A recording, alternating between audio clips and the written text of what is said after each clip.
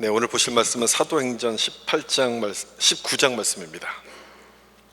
1절부터 5절까지 말씀인데요. 우리 다 같이 일어나셔서 화면을 보시면서 한 절씩 교도하겠습니다. 19장 1절입니다. 아볼로가 고린도에 있을 때 바울이 윗지방으로 다녀 에베소에 와서 어떤 제자들을 만나 성령을 받았느냐 이르되 아니라 우리는 성령이 듣지 못하였노라. 바울이 이르되 그러면 너희가 무슨 세례를 받았느냐 대답하되 요한의 세례니라. 백성에게 말하되 내 뒤에 오시는 이를 믿으라 하였으니 이는 곧 예수라. 같이 읽겠습니다. 그들이 듣고 주 예수의 이름으로 세례를 받으니 아멘. 우리 앉으실 때 말씀의 은혜 받으세요 인사하면서 앉겠습니다. 말씀의 은혜 받으세요. 아멘. 두 가지 세례라는 제목으로 말씀을 나누겠습니다. 신앙생활을 하다 보면 이런 질문이 생길 때가 있습니다. 내가 정말 구원받은 게 맞는가? 이런 질문이 생길 때가 있어요. 구원받았다는 사실이 의심이 될 때가 있어요. 여러분 그런 적 있지 않습니까? 내가 나를 봐도 별로 잘하지 못하는 것 같고 거룩하게 살지 못하는 것 같고 부족해 보이는 거예요. 그래서 그런 생각이 들잖아요. 그럴 때 어떻게 하십니까? 그런 생각이 들 때 대부분의 사람들은 더 열심히 뭔가를 합니다. 착하게 살려고 노력하기도 하고요, 안 하던 막 봉사도 하기도 하고 막 헌금을 하기도 하고. 그런데 그렇게 하면 그런 생각이 사라지는가요? 잠깐 사라질 거예요. 순간적으로는 사라지지만 또 그런 생각이 들어요. 그래서 한동안은 열심히 하다가 포기해버립니다. 그리고 이렇게 결론을 딱 내리죠. 야, 내가 오늘도 예배를 갔으니까, 교회를 갔으니까 구원받은 걸로 치자. 이렇게 결론을 내려버립니다. 복잡한 생각이 싫다는 거예요. 더 이상 생각하고 싶지가 않은 거죠. 여기에는 그런 분들이 한 분도 없을 거라고 저는 믿는데, 의외로 얘기를 나눠보면 이렇게 생각하는 분들을 자주 봅니다. 성경을 잘 모르셔서 그렇죠. 예수를 믿고 구원받았다는 의미를 모르기 때문에 이런 고민들이 생기는 것인데, 바울 당시에도 마찬가지였어요. 오늘 읽었던 본문의 19장 2절을 좀 보시면 이르되 너희가 믿을 때에 성령을 받았느냐 이렇게 이야기를 합니다. 바울이 에베소를 딱 갔는데 에베소에 있는 성도들을 보고서 한 말이 지금 이 말이에요. 이런 뜻입니다. 당신들이 예수를 믿는다고 하는데 정말 믿는 게 맞습니까? 제대로 믿는 게 맞습니까? 그런 것 같지 않습니다. 이런 뜻의 말인 거예요. 얼마나 기분이 나빴겠어요. 누가 여러분들을 향해서 그게 예수 믿는 겁니까? 제대로 좀 믿으세요. 이렇게 말하면 기분이 나쁘겠잖아요. 바울도 이제 그런 뜻의 말인 거죠. 설령 이 말이 맞다 할지라도 기분이 나쁜 말인데 왜 이 말을 바울이 하고 있을까? 이 사람들이 바울이 볼 때는 예수를 믿긴 믿는다고 이야기하는데 율법에 딱 묶여가지고 복음이 주는 자유, 은혜를 누리지 못하고 있었기 때문에 그런 겁니다. 다시 말하면 신앙생활을 오래 했어요. 성경도 잘 알아요. 그런데 성령을 체험하지 못했기 때문에 여전히 구약의 수준에만 머물러 있었다는 거예요. 구약의 수준.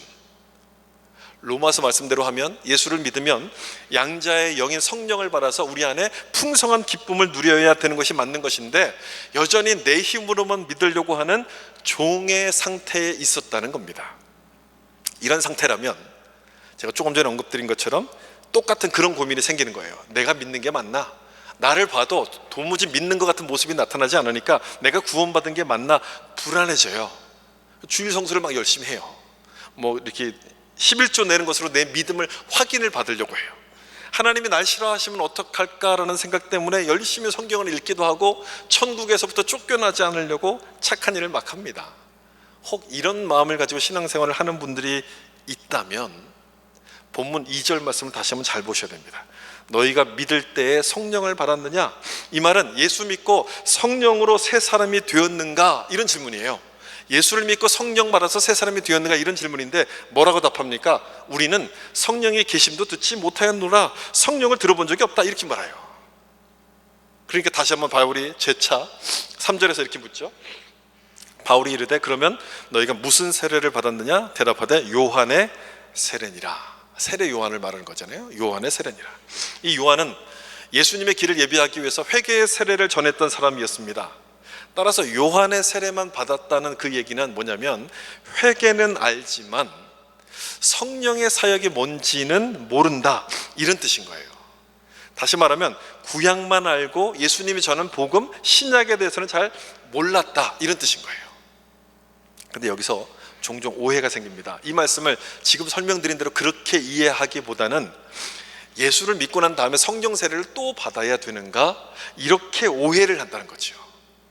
예수 믿는 걸로 부족하니까 뭔가 성령 세례를 더 받아야 되는가 보다라고 그렇게 오해를 많이 하는데, 이런 주장을 하는 사람들을 가리켜서 오순절파, 이렇게 보통 부르죠. 오순절주의, 이렇게 부르기도 합니다. 일반적으로 오순절파 그러면 순복음교회를 아마 떠올리실 텐데, 순복음교회만 그런 게 아니고요, 모든 교파마다 다 있습니다. 장로교, 감리교, 침례교 다 있어요. 오순절파가요. 심지어 카톨릭 안에도 오순절파가 있어요. 이 사람들은 어떤 사람들이냐면, 성령이 임할 때 뭔가 이렇게 경험이 나타나고 체험이 굉장히 중요하다, 이걸 강조하는 사람들이에요. 근데 너무 강조하다 보니까, 이것만 너무 강조하다 보니까 구원에 또 다른 단계가 있는 것처럼 보여지게 된다는 거예요. 그런 오해를 하게 되는데, 그 말이 아니라는 얘기죠. 제가 오늘 설교 제목은 두 가지 세례라고 잡았는데, 그런 오해가 생기지 않도록 이 둘의 역할을 좀 설명드리려고 합니다. 이 둘이 별개가 아니고 또 이렇게 따로따로 받아야 된다는 뜻이 아니라는 것을 설명드리기 위해서 지금 이 두 가지 세례, 이렇게 제목을 잡았어요. 이 관계가 이해가 되어야지만 내가 받은 구원을 의심하지 않고요, 내 힘으로 뭔가 좀 하려고 하는 그런 율법주의에 빠지지 않게 되는데, 오늘 본문을 보면서 이 내용을 좀 설명드리려고 합니다. 아침에도 일부 예배 때 어떤 분이 처음 오셨는데요, 설교 딱 끝나니까 이 말씀하세요. 장로교회 목사님이시죠? 딱 이 말씀하시는 거예요. 어떻게 그걸 알았을까? 설교를 딱 들어보니까 딱 설교 내용만 딱 있다는 거예요. 그러니까 장로교 스타일인 줄 알고 그렇게 딱 물어보는 거예요. 야, 너무너무 잘 맞추셨는데 한편으로는 좀 약간 그게 좀 걱정스럽기도 하죠. 재미가 없으니까. 정확한 내용만 전달하다 보니까 내용의 이해는 되는데 다른 얘기들이 없으니까 조금 심심할 수도 있지만, 오늘 얘기도 마찬가지예요. 조금 어려울 수도 있지만 여러분 잘 들어보시면 내가 어떻게 믿을 것인가에 대한 아주 분명한 길이 딱 잡히게 될 겁니다. 오늘 본문을 딱 읽어보면 요한의 세례니라 이렇게 딱 되어 있잖아요. 그리고 그 다음에 성령으로 세례받는 부분이 나오기 때문에 두 가지를 생각하게끔 되는데, 제가 방금 설명드린 것처럼 이 둘은 별개가 아니고요, 연속적입니다. 그리고 함께 움직여가는 겁니다. 그걸 딱 기억하셔야 돼요. 함께 가는 것. 먼저 요한의 세례를 보시면, 요한이 무엇을 증언했던 사람입니까? 예수님을 증언했잖아요. 예수님께서 성령 세례를 주시는 분이라고 증언을 했습니다. 성령 세례를 주시는 분. 그렇다면 요한이 주었던 세례는 어디를 향해서 가고 있는 것이냐면, 성령 세례를 향해서 가고 있다는 얘기예요. 예수를 믿을 때 성령을 우리에게 주셔서 예수님이 완성하신 구원을 믿도록 하신다는 그런 얘기인데, 따라서 이 요한의 세례와 성령 세례는 별개가 아닌 겁니다. 떨어져서는 안 되는 거예요. 이렇게 이어져야만 되는 거예요. 그런데 이 에베소 성도들은 이 부분을 혼동한 겁니다.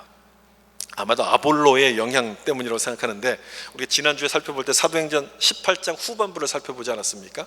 그때 이 아볼로라는 사람이 왔을 때 그 아굴라와 브리스길라 부부를 만나서 잘 몰랐던 부분을 성경을 잘 배웠다는 그런 얘기들 그렇게 나눴잖아요. 여기 오기 전에, 이 사람들을 만나기 전에 에베소에 있었어요. 에베소에 있으면서 자기가 알고 있던 것들을 그 사람들인데 쭉 가르쳤는데, 바울이 그때 그 에베소를 간 겁니다. 그래서 이 에베소 성도들이 아볼로처럼 요한의 세례만을 알고 있는 그런 상황이었어요. 제가 조금 전에 요한의 세례는 어디를 향해서 간다고 말씀드렸어요? 성령 세례를 향해서 간다고 말씀드렸잖아요. 근데 이 요한의 세례만 알고 있다면 절반밖에 모르는 거예요. 그게 문제가 될 수밖에 없죠. 구약만 알고 신약을 모른다는 얘기인데, 그러면 하나님과의 관계를 무엇으로 해결하려고 하냐면 율법을 지키는 것으로 해결을 하려고 하는 겁니다. 신명기 말씀처럼 순종하면 복을 받고 불순종하면 벌을 받는, 이것만 생각하면서, 그래서 율법을 지키면서 거룩하게 사는 노력을 많이 하기 시작합니다. 근데 율법을 우리가 지킬 수 있습니까? 지킬 수가 없잖아요. 한두 개는 지키지만 그 많은 율법을 우리가 어떻게 다 지킵니까? 지키지 못하죠. 그래서 문제가 벌어지기 시작해요. 지키지 못할 때마다 회개를 하긴 하지만 계속 죄를 짓다 보니까 그 죄책감이 사라지지가 않아요. 겉으로는 거룩한 척 하는데 속으로 보면은 전혀 거룩하지가 않은 거예요. 그 나밖에 모르는 거예요. 내 속을 보니까 내가 거룩하지가 않아요. 불안해지잖아요. 이러다가 하나님이 날 싫어하시면 어떨까? 천국에 못 가면 어떡할까? 불안해지니까 금식을 해요. 특별 헌금을 해요. 그리고 예배를 드려요. 그러면서도 구원에 대한 의심이 사라지지 않는 거예요. 따라서 요한의 세례와 성령의 세례를 연결해서 보는 것이 굉장히 중요한데, 예수님께서도 요한복음 14장에서 이렇게 말씀하셨어요. 내가 떠나는 게 너희들에게 유익이다. 왜 유익이냐면 내가 떠나야지만 보혜사 성령을 너희 가운데 보내주신다라고 말씀하시면서, 그 성령이 오시면 죄에 대하여, 의에 대하여, 심판에 대해서 책망하실 것이고 우리를 진리로 인도하신다, 이렇게 말씀하셨어요. 어디로 인도하신다고요? 진리로 인도하신다 말씀하셨어요. 진리는 예수님을 말합니다. 언제든지 복음서에서 진리가 나오면 여러분 예수님을 딱 떠올리시면 돼요. 진리가 예수님을 말하는 것이기 때문에, 따라서 성령이 오신다는 얘기는 누구를 증거하러 오시는 것이냐면 이 예수님을 증거하러 오시는 거예요.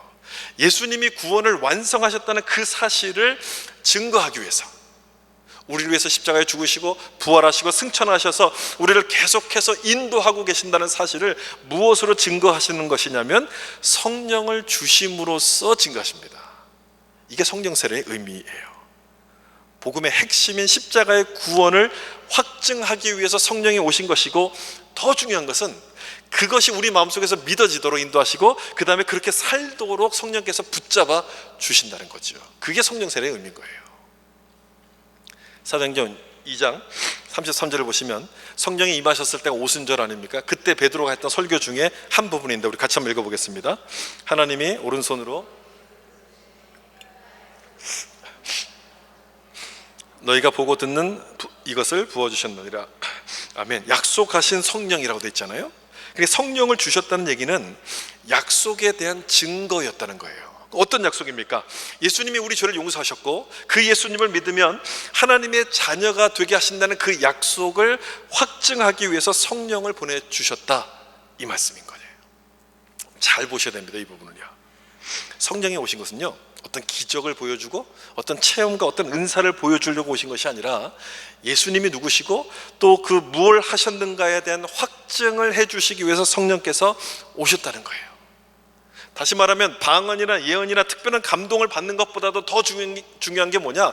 하나님이 약속하신 모든 것을 예수님께서 성취하셨다는 것이고 그것을 우리 마음속에 믿게 하신다는 사실, 그 부분이 중요하다는 거예요. 그걸 우리에게 믿도록 만들어 주신다는 거예요. 여러분 이해가 되시죠?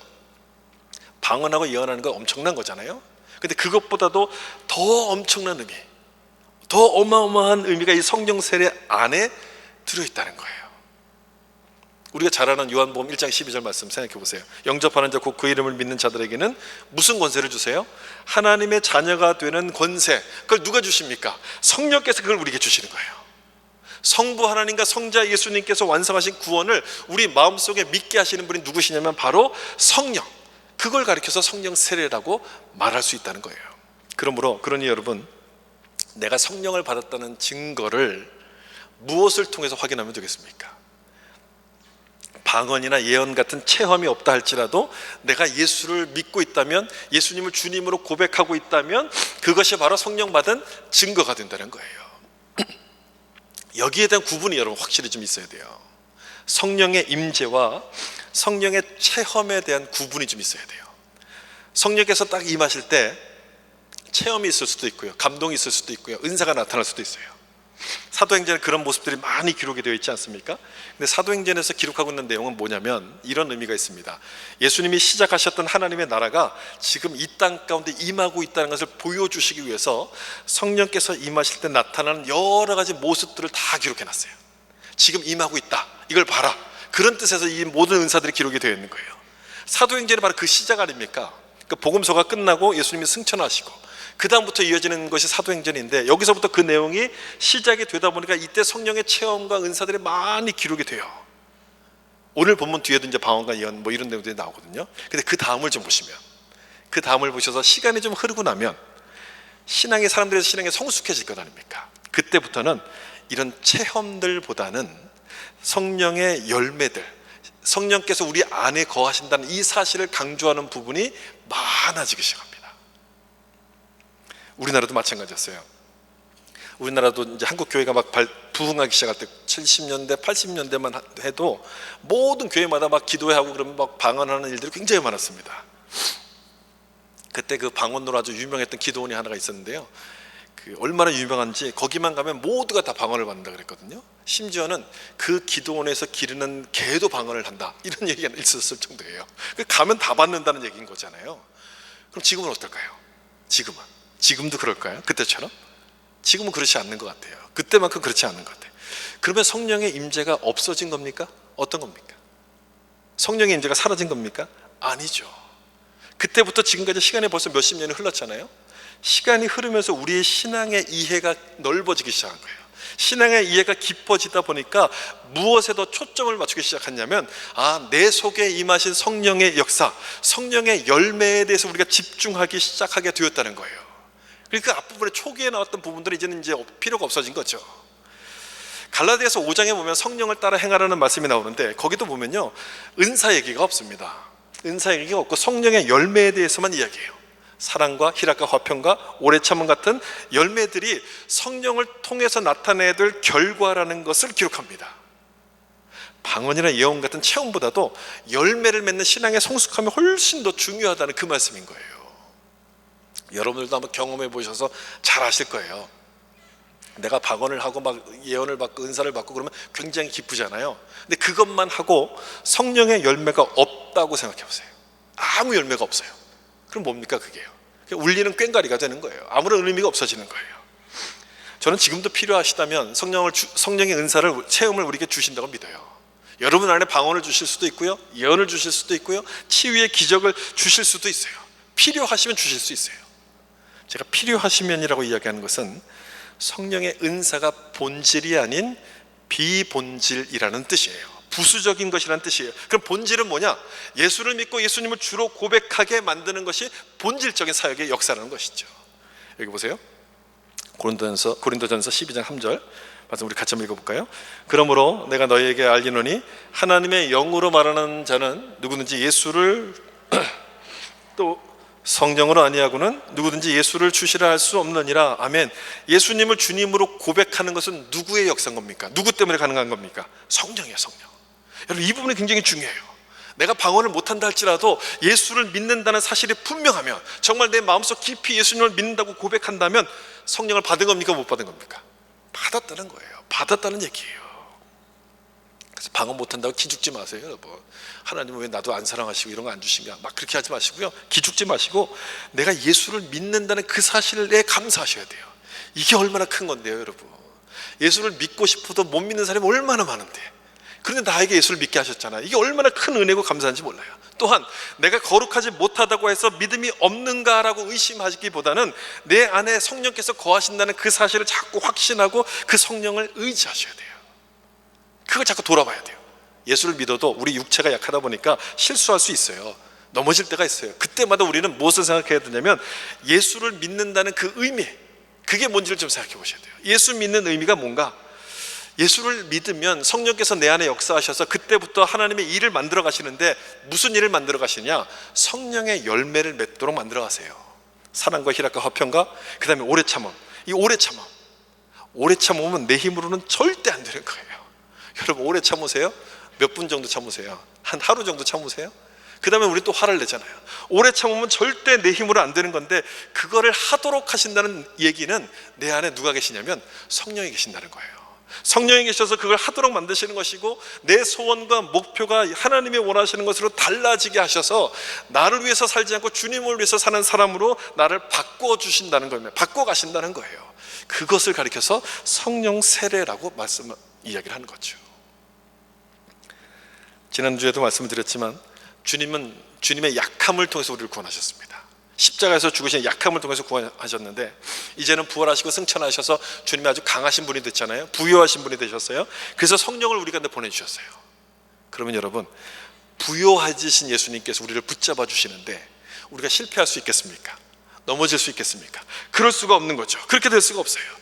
약할 때 우리를 구원하셨는데, 지금은 부요해지셨고 강해지셨다면 우리를 더 확실하게 붙잡아 주실 것 아니겠습니까? 그것을 뭘로 할 수 있느냐?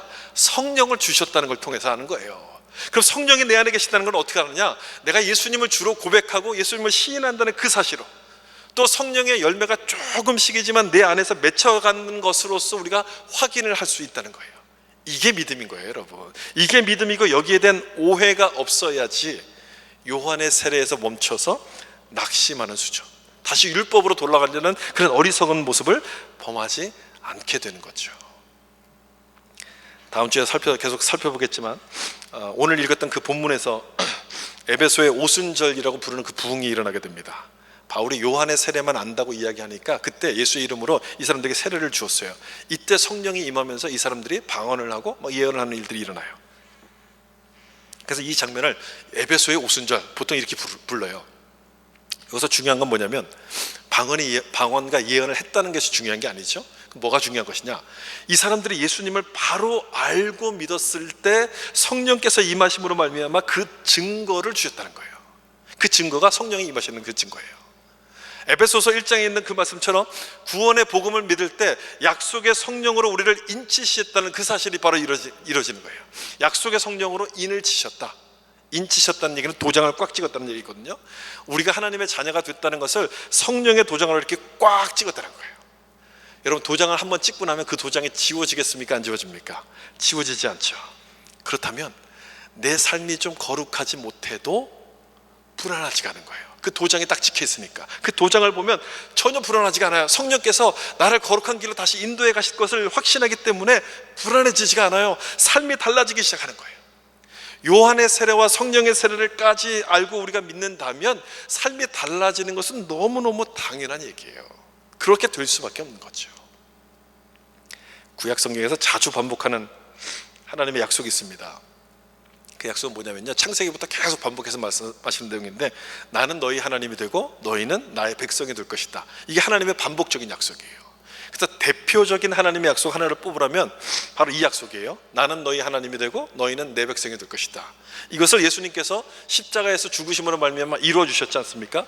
그럼 신약에서는 어떻게 될까? 이 말씀이 또 반복이 돼요. 또 반복. 그 중에서도 가장 마지막인 요한계시록 21장에 나오는데, 여기 보시면 하나님이 그들과 함께 계시리니 그들은 하나님의 백성이 되고 하나님은 친히 그들과 함께 계셔서, 똑같은 말씀이 또 나오죠. 창세기부터 요한계시록까지 하나님이 하셨던 약속은 동일해요. 나는 너희 하나님이 될 것이고 너희는 내 백성이 될 것이다. 나의 자녀가 될 것이다. 그 말씀을 또 하시는 거예요. 그러면서 이어지는 그 뒤에 보면 애통하는 것이나 곡하는 것이나 아픈 것들이 있지 않을 것이다 라고 약속의 말씀을 주십니다. 여러분, 이것은 이루어졌습니까? 이루어지지 않았습니까? 아직 이루어지지 않았죠? 아직까지는 이루어지지 않았지만 이것을 이루시겠다고 마지막 성경에서 이걸 예언적으로 말씀하신 내용인데, 이것을 이루신다는 것을 무엇으로 개런티를 하시냐면 성령을 주심으로써 개런티를 하신 거예요. 우리 안에 성령을 주심으로써 이 약속은 반드시 이루어질 것이다 라고 말씀하는 거예요. 우리가 예수님을 믿을 때 잘하거나 못하거나 상관없이 하나님의 자녀가 되지 않습니까? 그러니까 신분이 달라지는 거거든요. 하나님의 자녀라는 신분, 지위를 우리에게 주셨는데 내 행동을 보면 그게 아닌 거예요. 내 행동을 보면 저기 그냥 예수 안 믿는 사람과 똑같은 행동들을 하는 거예요. 그것 때문에 막 의심이 생겨요. 불안해져요. 그럼에도 불구하고 이 약속대로 그렇게 만드신다는 것을 성령을 우리에게 주심으로써 보증을 딱 하신 거예요. 이렇게 된다, 걱정 마라, 이렇게 내가 만들 거다. 그 약속을 통해서 성령을 딱 주신 거예요. 도장을 꽉 찍어 주신 거예요. 이것을 신학적으로 말하면 실현된 종말론, 이렇게 부릅니다. 실현된 종말론. 종말이 여러분 뭡니까? 세상의 끝이라고 보통 알고 있지만 성경이 말할 때 종말은 하나님의 뜻이 이루어지는 날이잖아요. 아직 안 이루어졌어요. 근데 실현이 됐어요. 이게 모순되는 두 단어예요. 실현된 종말론. 아직 오지 않았지만 이미 실현된 것과 마찬가지라는 얘기입니다. 왜냐? 성령을 우리에게 주셨기 때문에. 그 성령을 통해서 우리를 보증하시기 때문에. 따라서 예수 믿는 우리는요, 내일을 위해서 오늘을 살지 않고 내일이 있기 때문에 오늘을 사는 거예요. 제가 여러 번 반복해서 말씀드렸죠. 내일이 있기 때문에 우리는 오늘을 사는 사람들이에요. 축복과 성공을 구하지 않습니다. 하나님의 은혜를 구하면서 하루하루를 살아가는 사람들이에요. 성령이 함께 하시기 때문에 그 어떤 것도 우리를 하나님의 사랑에서 끊을 수 없음을 알고 실패하게 될 수 없다는 것을 알기 때문에 그 예수를 믿고 성령을 의지해서 살아가는 거예요. 여러분, 오늘 설교를 통해서 그 확신과 그 은혜가 분명해지기를 예수님의 이름으로 축복합니다. 이게 아주 분명하셔야 돼요. 그래야지 예수 믿는 것이 재미가 생기는 거예요. 재미없다, 아예 아무 의미가 없다, 그러면 빨리 이 부분을 회복하셔야 돼요. 이 내용을 잘 설명하는 말씀이 로마서 8장인데 여기 로마서 8장 11절을 좀 보시면 예수를 죽은 자 가운데서 살리신 이의 영이 성령을 말하죠. 너희 안에 거하시면 그리스도 예수를 죽은 자 가운데서 살리신 이가 너희 안에 계시는 그의 영으로 말미암아 너희 죽을 몸도 살리시리라. 성령이 거하시면 우리의 죽을 몸도 살리신다라고 말씀합니다. 그 얘기는 나는 더 이상 내가 아니라는 뜻이에요. 물론 내 삶은 내가 사는 것이지만 내가 사는 대로 가도록 그렇게 내버려 두지 않으신다는 거예요. 내가 하는 대로 가도록 거기에 머물러 있지 않다는 뜻이에요. 성령께서 내 안에 계시기 때문에 나의 부족함에도 불구하고 실패할 수 없는 존재가 되었다는 바로 그 말씀인 거예요. 그러면 어떻게 합니까? 그래? 내가 하는 대로 하나님이 다 잘 들어주신다고? 그럼 내 마음대로 살아야 되겠네? 그렇게 생각하지 않는 거죠. 그렇게 생각하지 않고 반대로 성령께서 인도하신 대로 살아야 되겠다 이렇게 결정하게 돼요. 삶이 달라지는 거예요. 계속 이어지는 로마서 8장 14절 15절 보시면 무릇 하나님의 영으로 인도함 받는 성령으로 인도함 받는 사람은 하나님의 아들이라. 너희는 다시 무서워하는 종의 영을 받지 아니하고 양자의 영을 받았으므로 우리가 아빠 아버지라고 부르짖느니라. 우리는 여러분 예수 믿는 우리는 어떤 영을 받은 사람들이에요? 양자의 영이에요. 성령이에요. 성령. 그래서 하나님을 아버지라고 불러요. 그래서 종의 영을 받은 사람은 하나님을 아버지라고 부르지 못해요. 아버지가 아닌 거예요. 종인 거예요. 그래 불안하죠. 불안해요. 조금만 잘못해도 야단 맞을 것 같고 쫓겨날 것 같고 내가 받은 구원을 빼앗길 것 같고 천국에 못 갈 것 같고 하나님의 눈치를 보기 시작해요. 근데 우리는 양자의 영을 받았어요.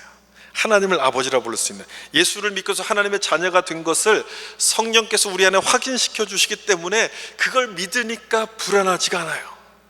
내가 잘못해도 아버지가 용서해 주실 거야.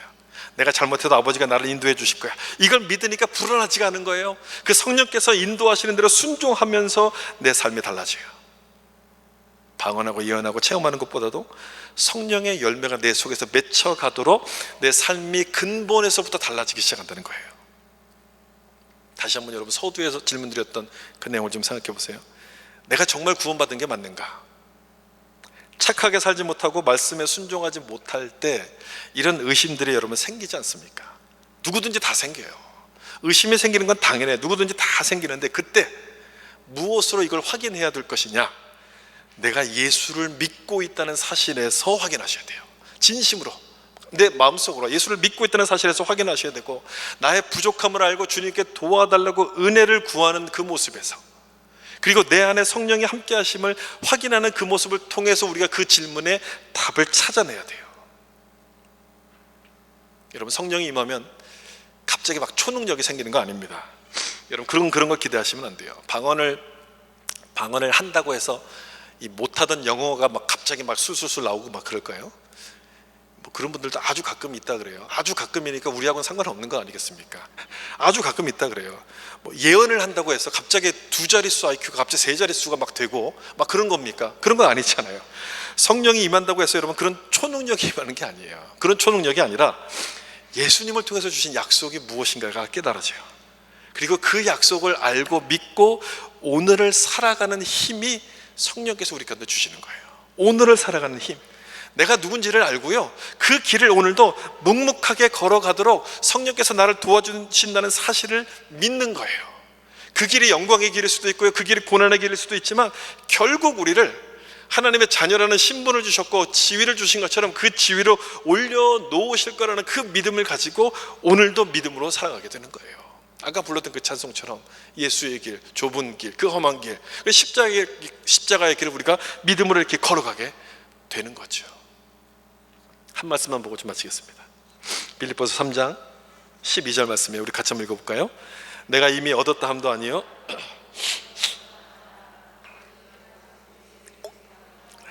그것을 잡으려고 달려가노라. 아멘. 바울의 고백인데요, 하나님의 약속이 아직 자기에게 주어지지, 자기 손에 이렇게 딱 주어지지 않았다 이렇게 얘기합니다. 온전히 이룬 것도 아니라 그거를 믿기만 하면 그걸로 다 끝나는 게 아니라는 거예요. 아, 하나님이 약속을 주셨구나, 약속을 믿어, 그럼 다 끝났다, 그게 아니라는 거예요. 다 끝난 게 아니고 그걸 잡으려고 달려가노라 이렇게 고백해요. 그 약속을 믿고 하루하루를 믿음으로 살아내야만 된다는 거예요. 그건 우리가 해야 될 일이라는 거예요. 나에게 주신 은혜가 있으면 그 은혜를 붙들고 그 길을 하나씩 걸어가야 된다는 거예요. 그 길이 고난의 길일 수도 있고 예상하지 못한 길이라 할지라도 십자가를 지신 예수님을 기억하면서 그 길을 이렇게 걸어가는 거예요. 쓰러질 때도 있죠. 낙심될 때도 있죠. 그렇지만 하나님의 약속은 반드시 이루어진다. 반드시 이루어질 것을 묵묵히 믿고 그 길을 걸어가는 거예요. 이 말씀 바로 앞에 11절에 이런 말씀이 있어요. 어떻게 해서든지 죽은 자 가운데서 부활에 이르려 하노니. 사도 바울의 고백인데요, 사도 바울도 어떻게든 그 약속을 좀 붙잡고 싶었다는 거예요. 여러분 참 은혜가 되지 않습니까? 은혜가 돼요. 얼마나 고통스럽고 힘들었으면 그걸 어떻게든지 내가 이걸 좀 붙잡아야지 이렇게 이야기를 했을까요? 어떤 사람들은 반대로 어떻게든지 안 붙잡고 피해가려고 하는 분들도 있지만 이 사도 바울은요, 그걸 어떻게든지 붙잡으려고 그랬어요. 예수를 믿음에도 불구하고 영광보다는 고난이 이어진다 할지라도 어떻게든 그 길을 버텨내는 거예요. 왜 예수를 믿었는데 길이 오늘부터 막 막힐까 안 될까 이렇게 불평하고 힘들어하기보다는 계속 그 길을 가려고 버텨내는 거예요. 힘이 있어서 버티는 것이 아니라 하나님의 약속 때문에 버티는 거예요. 죽을 만큼 힘들죠. 낙심되고 난 넘어질 것 같죠. 그렇지만 나는 약해도 우리 주님은 강하시고 나는 부족해도 주님은 넘치심을 알기 때문에, 그래서 날 인도하실 것을 믿기 때문에 어떻게든지 버텨내는 거예요. 그것이 여러분 예수 믿는 자의 모습이고 성령 받은 자인 것을 믿으시기를 바랍니다. 세상 사람들은 자기 힘을 의지해서 삽니다. 그래서 내일을 위해서 오늘의 힘을 막 키우잖아요. 그런데 우리는 성령의 힘을 의지해서 사는 사람이에요. 성령의 힘. 그래서 내 힘으로 의로워지고 거룩해지는 것이 아니라 성령께서 붙들어 주시기 때문에 그렇다는 것을 믿고 버티는 거예요. 버티는 거. 내일이 있음을 믿고서 오늘 버티는 거예요. 여러분도 그렇게 살고 계십니까? 내 힘이 아닌 성령의 힘으로 어떻게든 이것을 이겨내려고, 말씀대로 살려고 여러분 버티고 계십니까? 그럼 잘하시는 거예요. 애쓰고 계십니까? 잘하신 거예요. 요한의 세례를 받은 사람도 노력합니다. 그런데 그 노력은 성령 받은 사람의 노력과 달라요. 요한의 세례는 성령과 하나님의 약속을 알지 못하기 때문에 불안해서 하는 노력인 거예요. 불안해서 내가 쫓겨나지 않으려고 할 수 없이 하는 노력이지만, 성령 받은 사람은요, 힘 주실 주님을 믿고서 노력하는 겁니다. 답을 이미 안 거예요. 이미 모든 결과를 알고 있기 때문에, 알고서 달려가는 것이기 때문에 아직 얻은 것도 아니고 아직 이룬 것도 아니지만 끝까지 그 길을 갑니다. 어떻게든지 믿음을 붙잡아요. 어떻게든지 내가 믿은 대로 살려고 노력해요. 이 모습이 성령 받은 자의 모습이며 우리의 모습도 그렇게 되기를 예수님으로 축복합니다. 그러므로 여러분 모두가 다 여러분 안에 계신 성령을 믿으시고 어떤 상황을 만나든지 끝까지 믿음을 지켜가심으로 하나님을 기쁘시게 하는 자들이 될 수 있기를 예수님의 이름으로 축원합니다. 기도하겠습니다. 우리 말씀을 기억하시면서 같이 한번 기도했으면 좋겠습니다. 여러분이 예수님을 주로 고백하고 예수를 믿고 있다면 내 안에, 여러분 안에 성령께서 임하신 것입니다. 내가